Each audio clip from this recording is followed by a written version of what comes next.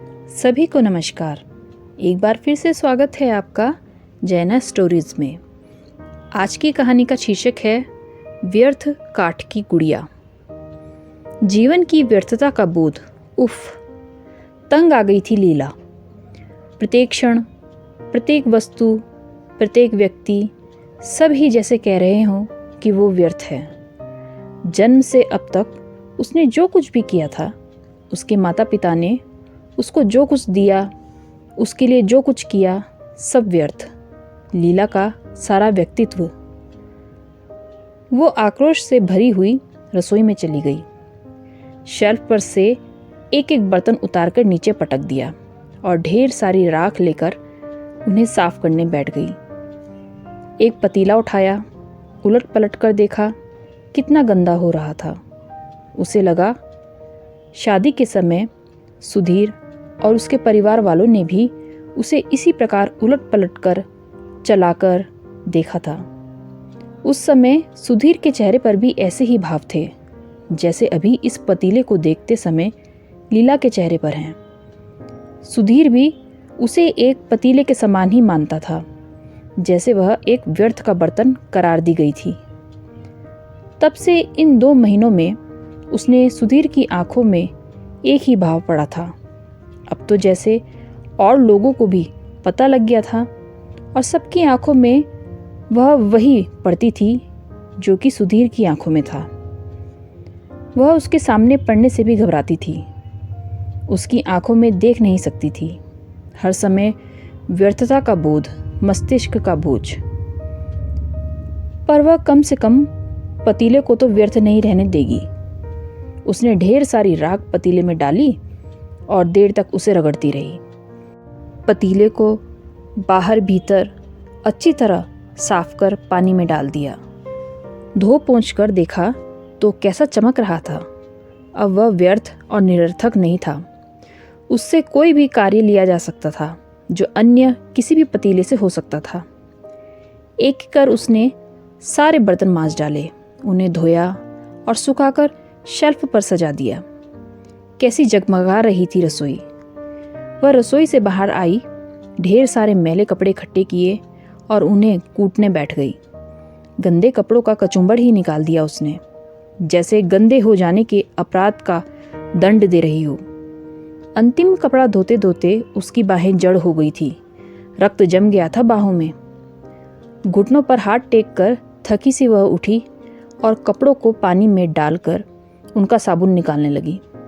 फिर उन्हें निचोड़कर फटक कर सूखने डाल दिया। आंगन के सारे तार धुले कपड़ों से भर गए। झाड़ू उठाकर वह वापस गुसलखाने में आई। अच्छी तरह से उसने फर्श की फिसलन को साफ किया, वॉश बेसिन को विम से चिपकाया और तब बाहर निकल आई। अब बेडरूम और ड्राइंग रूम में झाड़ू लगाना शेष था। जल्दी जल्दी उसने बिस्तर की चादरें झाड़ी, पलंग ठीक किए, सभी चीज़ें ठीक ठाक रखी और कमरे को बुहार दिया। ड्राइंग रूम में तो शेष कुछ करना नहीं था। झाड़ू दिया और सोफे को कपड़े से झाड़ पोंछ दिया। सुधीर के आने में अभी कुछ देर थी। तब तक वह खाना बड़ी आसानी से बना सकती थी। पहले नहाए या खाना बनाए, पहले खाना ही बना ले, फिर नहाने जाए। वह रसोई में आ बैठी। इतना काम किया है सवेरे से, अब तो घर की शक्ल ही कुछ और निकल आई है। पहले क्या था, गंदा सा घर। उसे चमकाने वाली, सजाने वाली वो स्वयं थी। सवेरे वह क्या समझ रही थी अपने आप को?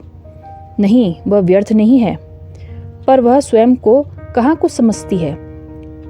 उसे तो समझाया जाता है। उसे सुधीर के शब्द याद आए, ठंडी व्यर्थ काठ की गुड़िया। उसके बाद सुधीर उसके पास नहीं आया था और तब से वह भारी मस्तिष्क लिए जी रही थी। दोपहर को सुधीर लंच के लिए घर आया तो उसे घर बहुत बदला बदला सा लगा। सब कुछ साफ सुथरा था, धुला पूछा, निखरा सा। कई दिनों बाद उसे घर आना अच्छा लगा। लगता था कि वह घर आया है जहां आकर व्यक्ति अपनी थकावट भूल जाए। लीला भी कैसी भली लग रही थी। दिखता नहीं है तुम्हें? लीला की कुछ अतिरिक्त कर्कश आवाज उसके कानों में पड़ी।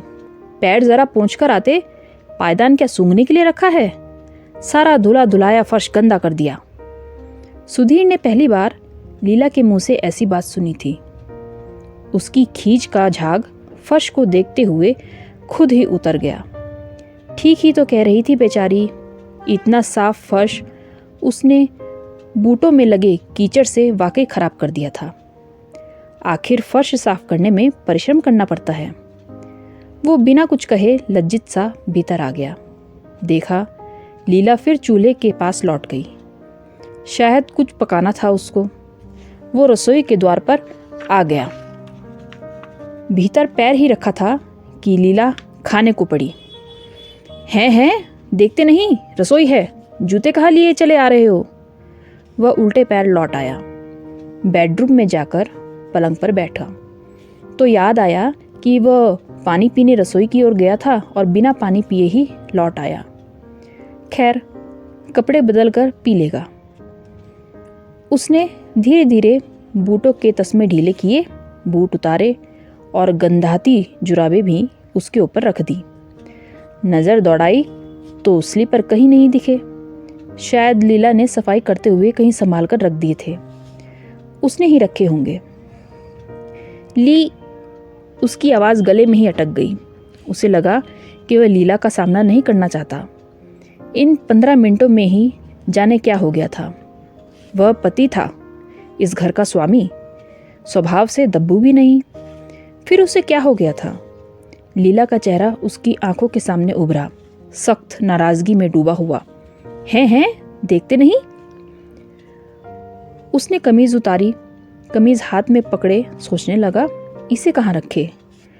कब से सोच रहा था इस कमरे में खूंटी लगवा दे, कपड़े टांगने का प्रबंध तो हो, पर अभी तक कभी ऐसी आवश्यकता का अनुभव ही नहीं हुआ था। उसे लगा यदि आज उसने पलंग पर कोई कपड़ा रखा तो पलंग चीख पड़ेगा, देखते नहीं ये कपड़े रखने की जगह है। और पलंग की आवाज लीला से मिलती जुलती होगी। उसे लगा घर की हर वस्तु व्यवस्थित रूप से रखी गई है, सजी सजाई है। उसे कहीं हाथ लगाया, पैर रखा तो कुछ न कुछ अव्यवस्थित हो जाएगा, मैला गंदा हो जाएगा। वो कमीज हाथ में पकड़े हुए ही नंगे पैर गुस्ल खाने में चला गया। वहाँ एक साफ सुथरा धुला हुआ सफ़ेद तौलिया टंगा था। मुंह पोंछने के बाद सुधीर को लगा कि वह तौलिया गंदा हो गया है। उसे इस तौलिए से अपना गंदा मुंह नहीं पोंछना चाहिए था। घर में और तौलिए भी होंगे, मैले तौलिए। उसने उस तौलिए को पलट कर टांग दिया जिससे उसका मैलापन छिप जाए। वह धीरे धीरे चलता हुआ खाने की मेज़ पर आया। हाथ में पकड़ी कमीज वह गुस्लखाने में ही टांग आया था। खाने की मेज़ पर लीला उससे पहले ही बैठी हुई थी। देखते ही बोली, हे राम, तुम्हें समझ में नहीं आता कि क्या हुआ?